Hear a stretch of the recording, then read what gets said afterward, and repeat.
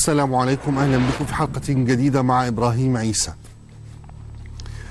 كأن أقباط مصر مكتوب عليهم أن يدفعوا ثمن مصريتهم. آباط مصر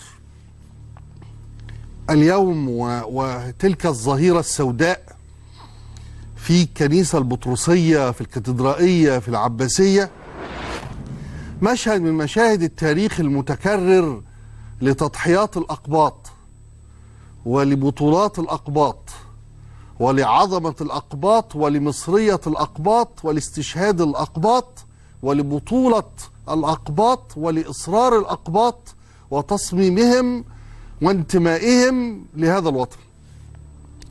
احنا قصاد مشهد يؤكد دائما انه أقباط مصر حملت الصليب، كأنهم على صلبان من الاضطهاد والاستهداف والاغتيال، كأنهم طول الوقت يحملون عن مصر أوزارها، بلاويها، مشاكلها، إرهابها، جرائمها، يتحملونها. لكن إلى متى يتحملون وإلى متى يحتملون؟ الأقباط بيدفعوا ثمن مصريتهم، ثمن انتمائهم لهذه الأرض وإصرارهم على هذا البلد، ثمن أنهم المصريين الأصلاء الحقيقيين الأوائل، بقلوبهم النازفة وأعضائهم المبتورة، بقلوبهم المجروحة، بجلودهم الممزقة، بكل هذا الوجدان القبطي المنفجر حزنا وأسا وتعاسة، بيدفعوا ثمن غالي جدا، ثمن هائل ورهيب، وما بياخدوش مننا إلا التعازي، ولا يتقاضون من هذا الوطن إلا المراثي والمزايدات بالمناسبة، والكلام الفارغ المكرر الممل اللي بيتقال في المناسبات وفي سرادقات العزاء.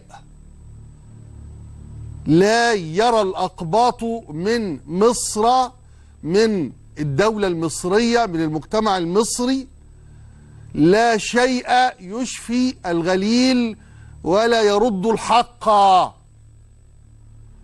كل يوم قتيل وذبيح أو مضطهد مجروح أو كنيسة مقذوفة بالطوب والحجارة، ولا شيء يأخذه الأقباط من حقوقهم، ولا ينالون أمرا من وطنهم، بل التجاهل والتواطؤ واللف والدوران والكذب.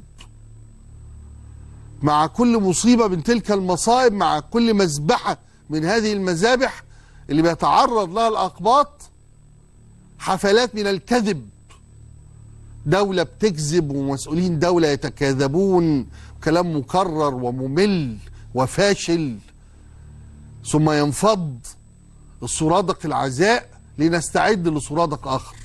ولا شيء يختلف، ولا شيء يتطور، ولا شيء يجد، ولا يوجد أي إنصاف أو عدالة أو عدل أو رد للحقوق. احنا بنتكلم على مشهد لو انتوا عايزين تكملوا الكذب بتاعكم كملوه، انما المشهد ده ب 23 شهيد النهارده وعشرات المصابين من أقباط مصر لا يصح معه أن يستمر الكذب وحفلات الكذب. ما ينفعش. الناس لا أعتقد أن أحدا يحترم مصريته ووطنيته يمكن أن يمتد به النفاق والكذب والتكاذب والمراوغة والإنكار ومحاولة تمييع القضية وتمييع الموقف ورمي التهم بعيدا عن التقصير والإهمال والإجرام اللي احنا غرقانين فيه، وبيودي إلى مشهد زي مشهد الكنيسة البطرسية اللي بقالها 105 سنة مبنية، أكثر من 100 عام، لم يمسها سوء ولم يقترب منها مجرم ولم يرمي عليها يعني أي مختل أو منحرف رصاصة أو طوبة أو حجرا إذا بها في العام الخامس بعد 100 في 2016 تفخخ، تفجر، تسقط حجاراتها اللي هي حجارة مصر من 105 سنة. الكنيسة اللي عايشة في كل هذا الأمان كل هذه السنين، لا أمان اليوم، لا أمان اليوم للكنائس.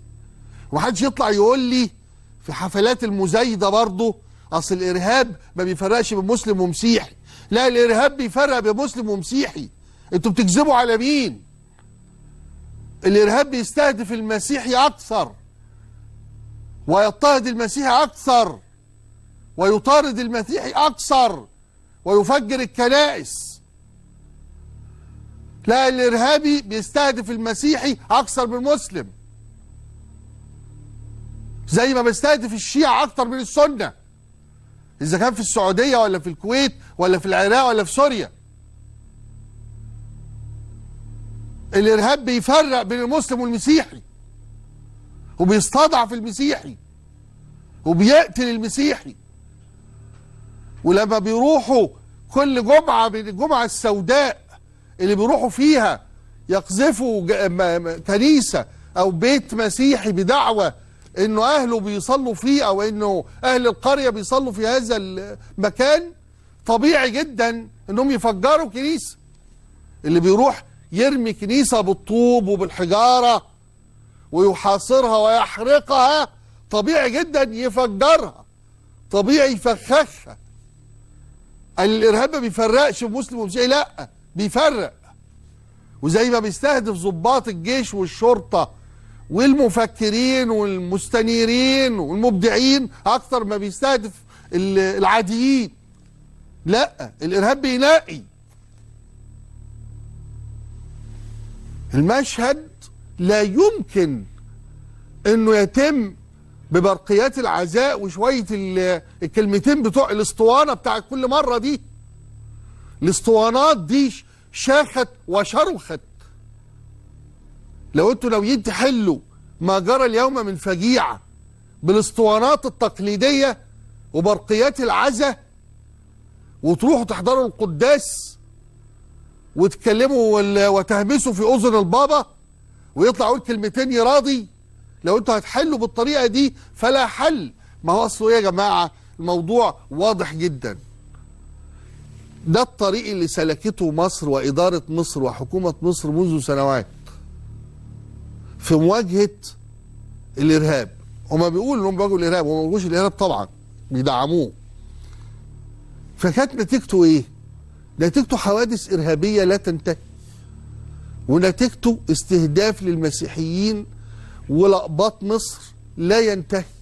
يبقى الطريقة اللي الدولة سلكاها دي طريقة صحيحة؟ المنهج المتبع في مواجهة اللي بيقولوا عليه إرهاب، هم بيواجهوا الإرهابيين مش الإرهاب، ناجحة؟ طب ناجحة إزاي؟ يوم الجمعة جريمة إرهابية في مواجهة شرطة، النهاردة جريمة إرهابية ضد الأقباط. يبقى قول لي بقى الطريق اللي انتوا مستخدمينه ده ناجح في ايه؟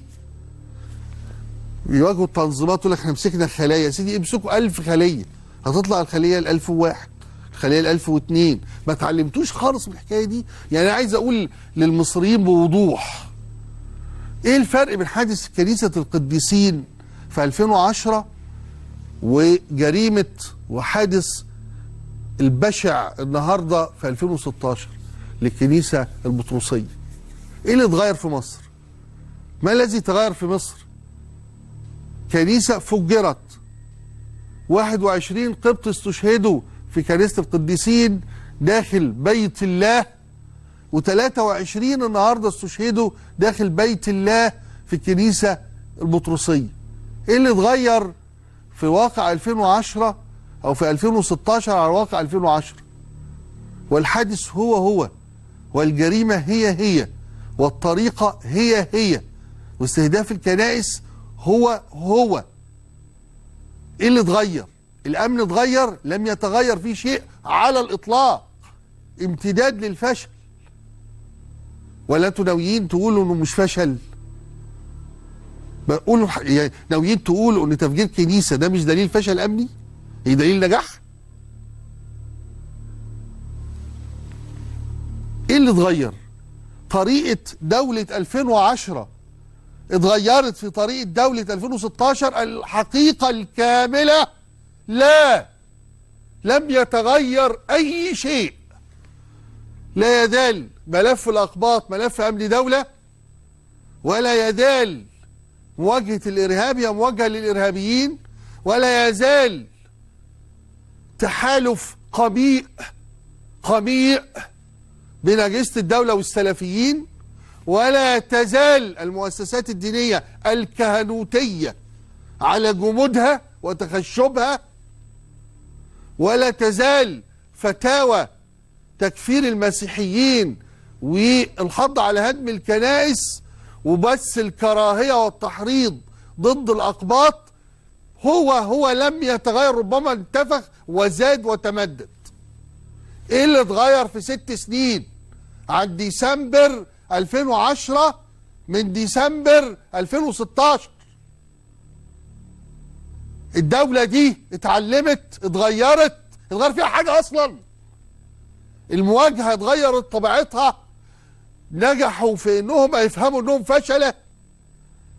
استفادوا من فشلهم؟ غيروا طريقتهم؟ الإجابة لا، لا كاملة قاطعة، لا ناهية لا نافية للجنس، لا. ومن ثم تظل مصر يدا تحت خد في انتظار كل مرة حادثة وجريمة جديدة. ليه؟ لأنه لا شيء تغير. هؤلاء الذين يعتقدون ويزعمون للناس أنهم يواجهون الإرهاب هم في حقيقة الأمر لا يواجهون الإرهاب بل يدعمونه، هم يواجهون التنظيمات الإرهابية. وحين ينجحون في ضبط تنظيمات أو خلايا فينشرون هذا الفرح على صفحات الجرائد أو على شاشات التلفزيون كأنهم قد نجحوا، إنما هم نجحوا في ضبط خلية أو تنظيم أو في قتل أو تصفية كما يقولون، والتعبير نفسه تعبير وحشي ولا يحق لنا أن نستخدمه، تصفية إرهابيين.